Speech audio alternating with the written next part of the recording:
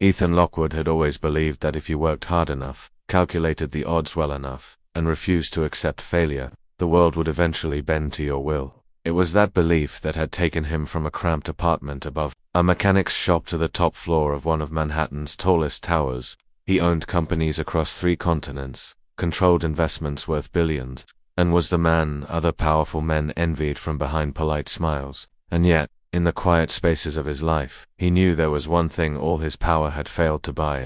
His son, Daniel, was 10, though at first glance most people guessed younger. His frame was delicate, his movements deliberate and small, and his large, dark eyes seemed to fixate on things others couldn't see.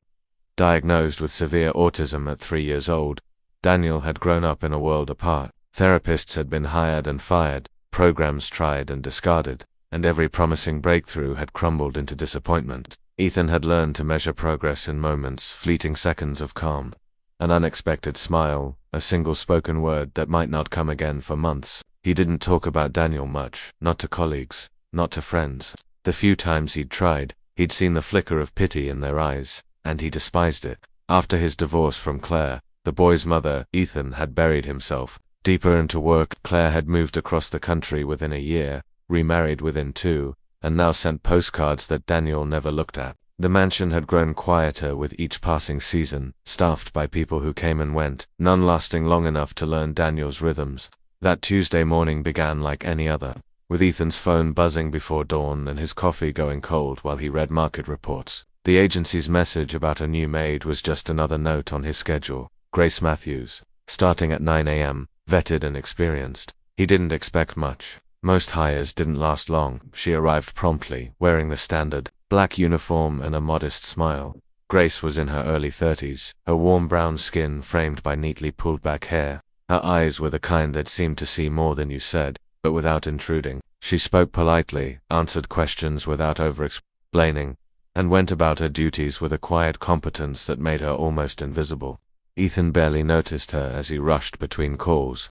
Daniel noticed her only by retreating upstairs the moment she entered the room he was in. By the 3rd day, she was part of the background noise of the house. That was why Ethan wasn't prepared for what he saw when he came home earlier than planned. A tense meeting had ended abruptly, and he'd left his driver waiting outside while he stepped into the living room.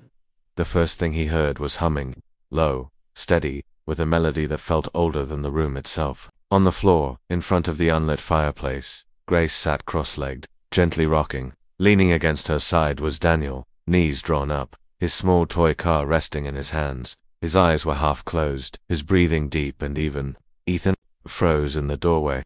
In 10 years, he had never seen his son like that. Grace noticed him and spoke softly, not wanting to disturb the boy. "Sorry, sir." He seemed upset after his morning session. "I just wanted him to feel safe." Ethan took a step closer. "He's sitting still." Grace gave a small smile, her voice still quiet. "I didn't make him. I just joined his world instead of asking him to come into mine." Her words settled in his mind like a stone in still water, sending ripples he couldn't quite ignore. He nodded, left the room, but couldn't shake the image from his thoughts for the rest of the night. The next morning, Ethan delayed his departure just long enough to see them together again. Daniel was stacking blocks, his movements slow and careful. Grace mirrored him without a word, letting him set the pace. At one point, Daniel glanced at her, just for a second. It was enough to make Ethan's chest tighten. Over the next weeks, Grace became more than part of the background. She introduced small rituals, a song in the morning, a short walk in the garden when the weather was kind, baking in the kitchen on rainy afternoons. Daniel's meltdowns grew less frequent. The vacant distance in his eyes softened now and then, replaced by brief moments of connection. Ethan told himself not to read too much into it, but he began coming home earlier, lingering in the hallways, watching from doorways. One stormy evening, he stepped into the kitchen and saw Daniel standing on a stool beside Grace, his hands dusted with flour. They were pressing cookie cutters into rolled dough, and Daniel was laughing, not a sound repeated from a television show, but a laugh that belonged entirely to him. Ethan's breath caught. Grace glanced at him, her smile soft but knowing. Daniel looked up, met his father's gaze, and whispered, "Hi, Dad." Ethan hadn't heard those words from his son's lips in over 6 years. For a moment, he couldn't speak. "Those smell amazing," he managed, his voice rough. Daniel's smile lingered, and something inside Ethan shifted. That night, in his office, Ethan stood staring out at the glittering city skyline. All his buildings, his deals, his wealth, none of it compared to the fragile miracle that had unfolded in his kitchen. He realized then that what Grace had brought into their lives couldn't be bought or measured. It was something deeper, quieter, and infinitely more valuable. Over the days that followed, Ethan began to ask her questions. About her family. About how she understood Daniel so easily. She told him about her younger brother who had been born with developmental differences. She spoke about how people had tried to fix him, and how he had retreated until she learned to meet him on his terms. She talked about patience as if it were a form of love, and love as if it were an act of patience. The more he listened, the more he realized how much of his own life had been about control, about forcing outcomes. Grace didn't force, she simply stayed. One evening they were in the garden watching Daniel chase fireflies. The boys' laughter floated in the warm air, and Ethan found himself turning to her. "You've done more for my son in a month than anyone has in years," he said. Grace shook her head. "Daniel's doing it. I'm just giving him space to try." Ethan wanted to believe her, but deep down he knew she had given more than space. She had given a piece of herself, and something in him, long dormant, had begun to stir. The weeks unfolded with a rhythm Ethan had never known before. His home, once a cavernous space filled with silence and the distant hum of appliances, began to carry softer sounds. A faint melody drifting from the kitchen in the morning, Daniel's quiet murmurings as he narrated to himself while arranging his toy cars, the low sound of Grace's voice, warm and steady, as she encouraged him without ever demanding. Ethan found himself lingering in rooms longer than necessary just to hear it. On mornings when he had to leave early for meetings, he would catch himself wondering what they were doing. Were they in the garden? Was Daniel humming? Was Grace teaching him something new? He hated to admit it, even to himself, but work began to feel like an interruption to the life happening back at the house. One Friday evening he arrived home to find the scent of cinnamon and apples drifting through the hall. Following it, he found Grace in the kitchen, pulling a pie from the oven. Daniel was at the table, carefully peeling small strips from the edge of the crust and tasting them. "We saved you a slice," Grace said without looking up, her tone casual but warm. Daniel looked at his father and pointed to the pie. "Hot," he said simply. The words, so small and ordinary, sent an unreasonable surge of pride through Ethan. "I'll wait until it cools," he replied, sitting at the table. Grace served them both, and they ate together in a quiet that felt comfortable, instead of strained. When Daniel finished, he slipped away to the living room, leaving Ethan and Grace alone at the table. "He's speaking more," Ethan said. Little by little, she agreed. "It's like he trusts you now," he added. Grace shook her head gently. "It's not about trust in me. It's about him feeling safe enough to come out, even for a moment. That's his work." Her humility frustrated him in a way he couldn't quite explain. She didn't seem to understand, or maybe she did and simply didn't care, just how rare these changes were. After she left for the night, Ethan walked through the empty kitchen and found himself imagining her laughter in the space, her hands moving confidently through cupboards. It unsettled him. He was not a man who got unsettled. A week later, he overheard something that deepened that feeling. Grace was in the library with Daniel, reading aloud from a book. She paused to let him turn the page, and in that pause, Ethan heard her speak quietly. "You don't have to be like anyone else, you just have to be Daniel. That's enough." Ethan leaned against the doorway, the words hitting him harder than he expected. Enough. No one had ever said that to him, not in his entire life. His success had always been measured, his worth tallied in numbers. And here was this woman telling his son that being himself, without achievement, without change, was enough. The realization stirred something uncomfortably close to longing, but longing was dangerous. It blurred judgment. Ethan told himself to stay focused, to remember that she was an employee, but the more he tried to draw lines in his mind, the more blurred they became. Grace, for her part, seemed unaware of the shift. She remained steady, treating him with the same quiet respect she had on her first day. She never lingered in conversation, longer than needed, never sought his attention, and yet she had it, more than she could have guessed. The turning point came unexpectedly on a Saturday afternoon. Ethan had decided to take Daniel to the park, something he had rarely attempted, alone. Grace offered to come along, and for reasons he didn't examine too closely, he agreed. The park was crowded, children's voices carrying across the open space, the smell of grass and popcorn in the air. Daniel held tightly to Grace's hand, As they walked toward a quieter section with a pond, Ethan kept pace beside them, watching as Grace knelt to show Daniel how the light danced on the water. A gust of wind sent a cluster of leaves skittering across the path, and Daniel laughed, chasing after them. Grace followed, not to catch him, but to move alongside him. For a brief, perfect moment, Ethan saw what it might look like if Grace wasn't an employee, if Daniel's laughter was part of a life they shared every day. The thought hit him with a sharp ache that left him silent on the drive home. That evening, after Daniel had gone to bed, Ethan found Grace in the laundry room, folding clothes. "Thank you for today," he said. She looked up, a little surprised. "You don't have to thank me." It was a good day for him. "It was a good day for me, too," he admitted before he could stop himself. Their eyes met, and for a heartbeat, neither of them moved. Then she smiled faintly and went back to folding. Ethan walked away, but the echo of that moment stayed with him, a quiet pulse beneath the noise of his thoughts. The following Monday began with the brittle chill of early winter in the air. Ethan was in the middle of a video conference when his house manager, Mrs. Larkin, knocked and stepped into his office. Her expression was tight, her voice even tighter. "Mr. Lockwood, a word." Privately, he muted his call and followed her into the hallway. "It's about the maid," she said in a low voice. "Grace." Ethan frowned. "What about her?" Mrs. Larkin hesitated, clearly weighing her words. "Some of the staff are uncomfortable. They think she's overstepping her role. Spending too much time with Daniel. It's unusual, sir. The others in her position didn't help him." Ethan cut in sharply. "They didn't get him to laugh, or talk, or sit still for more than 5 minutes. Mrs. Larkin looked away. "Still, sir, boundaries are important. People talk." Ethan felt irritation flare. "Let them talk, as long as she's good for Daniel. She stays." That should have been the end of it, but the conversation gnawed at him all day. He thought of Grace in the kitchen, showing Daniel how to stir batter. Of her in the garden, pointing out constellations on a clear night. Was she overstepping, or was he just unwilling to admit how much he wanted her in their lives? That evening, when he came home, he found her and Daniel in the library again. She was showing him how to make shadow shapes with their hands in the lamplight. Her laugh, soft and genuine when his shadow dog came out looking like a blob. Daniel giggled and tried again. For a moment Ethan stood there watching, his chest heavy with something that was not quite guilt and not quite longing, but a mix of both.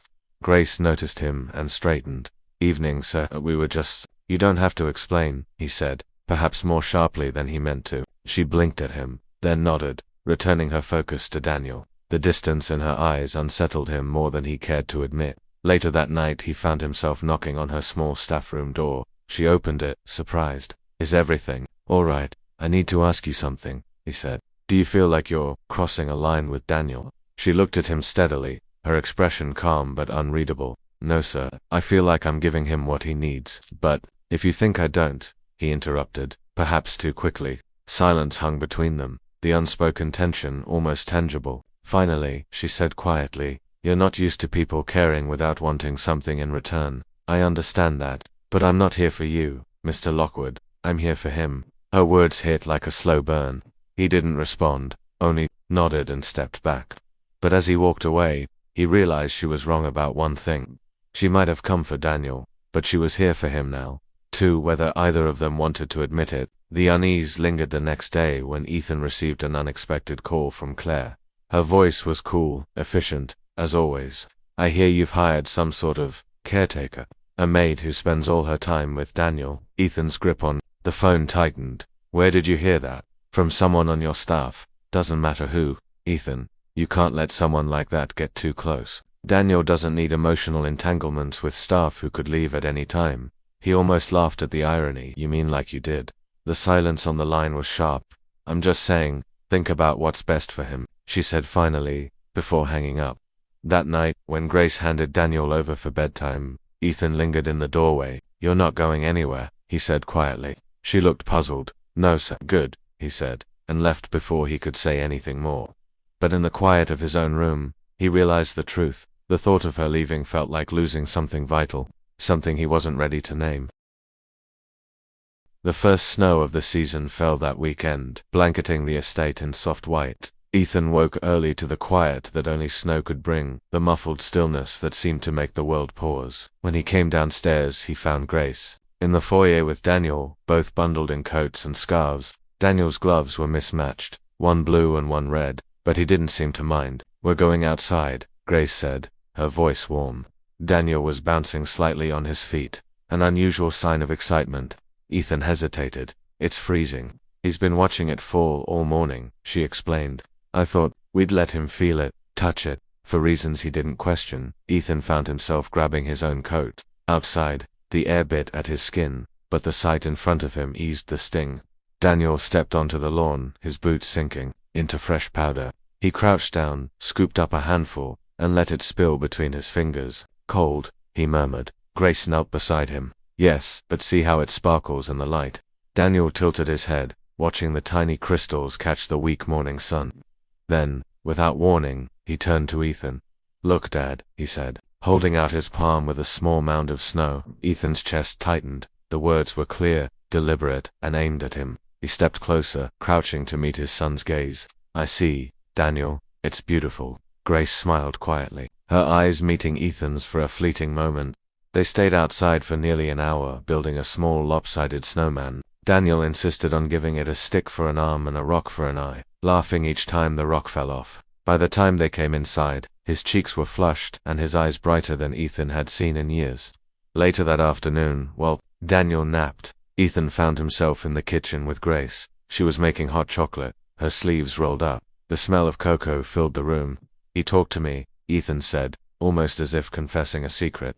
"He told me to look at the snow." Grace's smile was soft but steady. "He's letting you in. Because of you," Ethan said before he could stop himself. She shook her head. "Because you're showing up. That's all he's ever needed." The words struck him harder than he expected. He thought of all the years he'd buried himself in work, convincing himself it was for Daniel's future. But maybe Daniel had only ever needed him here. Now, that evening, Daniel wandered into Ethan's office carrying a drawing, a crude but clear picture of three figures holding hands. One was taller, one smaller, and one with hair in a bun. Ethan stared at it, his throat tight. "Is this us?" Daniel nodded. "You, me, Grace." Grace, who had been passing the door, paused when she heard her name. Ethan held up the picture. "We're a team now, apparently." She laughed softly, but her eyes shimmered with something unspoken. Ethan kept the drawing on his desk, unable to bring himself to put it away. Over the next few days, he found himself thinking less about the warnings from Mrs. Larkin and Claire. Grace wasn't just an employee anymore, she was something else, something he didn't yet have a word for. But when Daniel reached for her hand before reaching for his, Ethan felt an ache that was both jealousy and gratitude tangled together. He began to wonder, not for the first time, how long this could last before life found a way to take it from him. The first sign that something was shifting came in the form of a phone call late one Wednesday afternoon. Grace was in the kitchen, humming softly as she chopped vegetables for dinner, when her phone buzzed on the counter. She glanced at the screen, and her expression faltered just slightly. Ethan happened to walk in at that moment. She answered quickly, stepping toward the pantry for privacy, but her voice carried just enough for him to catch fragments. "I didn't expect to hear from you. I'll have to think about it." "Yes, it's a good offer." When she hung up, she stood still for a moment, her hand resting on the pantry shelf. Ethan could see the way she exhaled, as though steadying herself. "Everything all right?" he asked, trying to sound casual. She smiled faintly, but there was a tightness to it. "Just someone from back home," she said, and turned back to the cutting board. That night, long after Daniel had gone to bed, Ethan found himself restless. He thought about her laugh in the snow, the way Daniel had drawn her into their little world, the quiet warmth she brought to a house that had once felt cavernous and cold. The idea that she might leave, even though she hadn't said a word about it, made his chest feel heavy in a way he didn't want to examine too closely. 2 days later, it came out. Daniel had been in the playroom working on a puzzle when Grace stepped in with an envelope in her hand. Ethan was nearby, sorting through mail. She hesitated, then said, "Ethan, I should tell you, that call the other day, it was about a position." He froze, the envelope halfway open in his hands. "Position, a job, at a school for special education. They need someone with my experience. It's a big opportunity, more stability, benefits, closer to where my sister lives." She looked down at the envelope, turning it over in her hands. "I wasn't even looking, but they reached out." He forced himself to nod. "That sounds good for you." It would mean leaving here, she added softly. Daniel looked up at that moment, eyes darting between them. Leaving, he asked. His voice was quiet, but the word hung in the air like a storm cloud. Asterisk. Grace crouched beside him. It's just something I'm thinking about, she said gently. Nothing's decided. Asterisk. Ethan felt an unexpected surge of protectiveness and fear. He'd gotten used to her being part of their days. The thought of this house without her laugh in the kitchen or her calm presence during Daniel's meltdowns felt unbearable. Asterisk. That night, after Grace had gone upstairs, Ethan sat alone in his study, staring at the family drawing Daniel had made. He realized with startling clarity that he didn't just want her here for Daniel's sake. He wanted her here because she had quietly become the most important part of his own life too. Ethan wanted to knock on her door right then, to tell her not to go, to say outright what he had barely allowed himself to think. But the other part, the cautious, disciplined man who had built an empire, told him to wait, to find the right words. The waiting didn't last long. The following week, Grace came into the kitchen after breakfast holding her phone. Ethan, she said, her voice measured, they've formally offered me the position. They want an answer within a few days. He swallowed, trying to keep his tone even. And what are you leaning toward? She hesitated. It's complicated. I love being here, with Daniel, and with you. But the school's program is incredible, and it would mean I could be closer to my sister, help her with her kids. It's a chance to do something I've always dreamed of. Daniel, who had been at the table building a small Lego set, looked up sharply. No, you can't go. His voice cracked with an emotion Ethan rarely heard from him. Desperation. Grace knelt beside him, brushing his hair back. Daniel, change is hard, I know. But even if I went, I'd visit, and we could talk on the phone all the time. It's not the same, Daniel muttered, turning his face away. Ethan could see his hands trembling slightly. Something in Ethan's chest twisted. He could hear the echo of his own unspoken protest. It's not the same without you.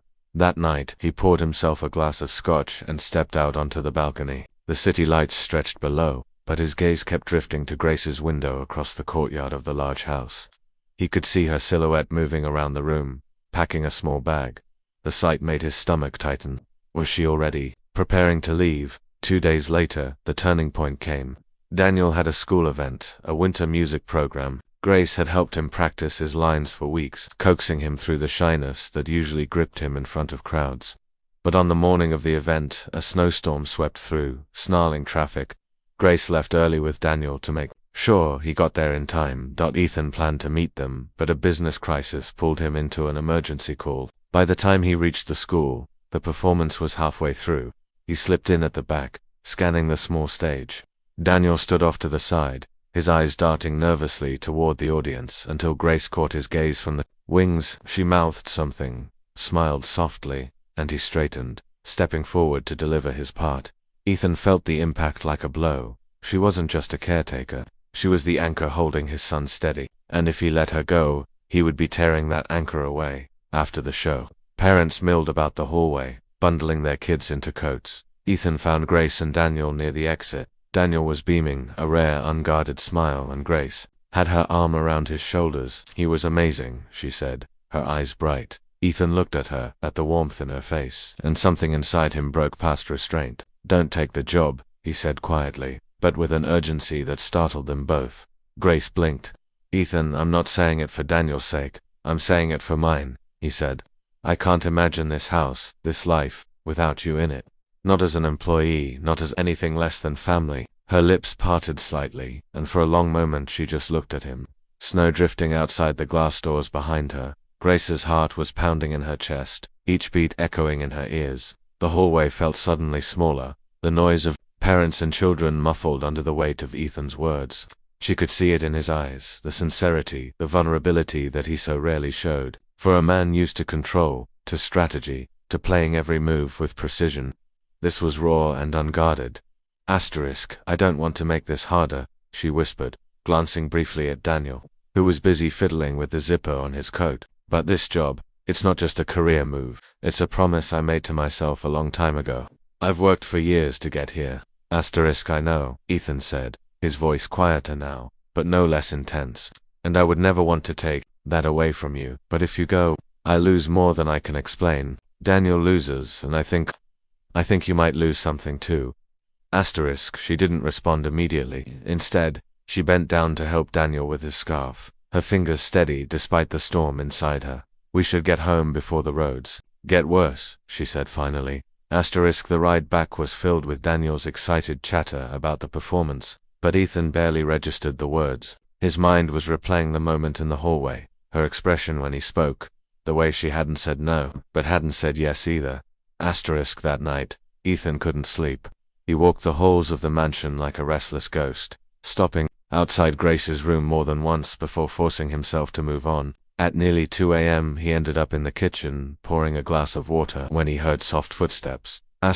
Grace appeared in the doorway, wearing a worn sweatshirt and leggings, her hair loose around her shoulders. She looked startled to see him. Couldn't sleep either, she asked softly. He shook his head. Too much on my mind. She hesitated, then stepped into the kitchen, leaning against the counter opposite him. Ethan, I need to be honest. When I first came here, this was just a job. I needed the income, the stability, but somewhere along the way, it became more. Daniel became family, and you, she broke off, glancing away. And me, he prompted, his voice low. Her eyes met his again, steady now. You became someone I care about more than I expected, which is exactly why I'm so torn. If I stay, I'm giving up a dream. If I go, I'm walking away from something that might be even more important. The silence between them stretched, thick with everything unspoken. Ethan took a slow step toward her. Grace, dreams evolve. Sometimes what you think you've been chasing your whole life turns out to be something you already have. Her breath caught. Ethan stay, he said, not as an order, but as a plea. Stay and let's see where this goes. For Daniel, for us. For a moment, she just looked at him, her eyes searching his face. Then she smiled faintly, bittersweet. You don't make this easy, you know that. I'm not trying to make it easy, he admitted. I'm trying to make it real. She let out a quiet laugh, shaking her head, and Ethan felt a small flicker of hope. She hadn't said yes, she hadn't said no, but something had shifted. The next morning brought a heavy, gray sky that pressed low over the estate. The forecast promised a winter storm, but by mid-afternoon it became clear it would be worse than anyone had predicted. The wind howled against the windows, rattling the glass, and snow swirled in thick, disorienting sheets outside. Daniel had been restless all morning, his unease rising with the storm. Grace stayed close, reading to him, playing games, anything to keep him grounded. But around 4 p.m., the power flickered and went out, leaving the house in a dim, cold quiet. Ethan moved quickly, checking the backup generator, but even that was straining under the weather's fury. We'll be fine, he assured Grace when she found him in the utility room. We've got heat for now, but I don't want you or Daniel going near the windows. The wind's picking up debris. It was the first time Grace had seen a shadow of real fear on Ethan's face, and it struck her, this man who commanded empires, who negotiated deals worth billions without blinking, was not untouchable. He was human, fragile in his own way. By early evening, the storm was at its peak. The lights dimmed again, and Daniel, sensing the tension, began to panic. His hands flapped, his voice rose, and he started pacing in circles. Grace knelt in front of him, speaking softly, her hands firm but gentle on his shoulders. Daniel, it's okay, we're safe. I'm here. Breathe with me, okay? Just like we practiced. Ethan stood a few feet away, watching, and something inside him shifted, deep and irreversible. This wasn't just a woman comforting his son. This was someone who had found her way into the cracks of their lives and filled them with warmth, patience, and a kind of love he hadn't thought possible. Daniel began to calm, his breathing slowing, his small hands clinging to Grace's. She didn't let go, even when he finally settled beside her on the couch, his head against her arm. Ethan sat across from them, the firelight painting shadows across his face. I don't want to imagine this house without you, he said quietly, almost to himself. Grace looked up, her expression unreadable. Ethan, no, he interrupted, leaning forward. I've been thinking about this for weeks. You've been thinking about it too, I can see it in your eyes. You care about Daniel. You care about me, and I care about you more than I've cared about anyone in a very, very long time. Her breath caught, the storm outside roaring in the silence between them. If I stay, Ethan, it can't be because you want to keep me here out of fear of losing something. It has to be because we both want the same future. I do, he said without hesitation. I want a future where you're not just Daniel's caretaker. You're part of this family. My partner. His mother. In every way that matters. Asterisk, her eyes glistened. That's not a small thing you're asking. Asterisk, I know. And I'm not asking lightly. Asterisk, for a long moment, neither moved. The fire crackled, the wind howled, and then, as if making a choice she'd been carrying for months, Grace nodded slowly. Okay, she whispered, I'll stay.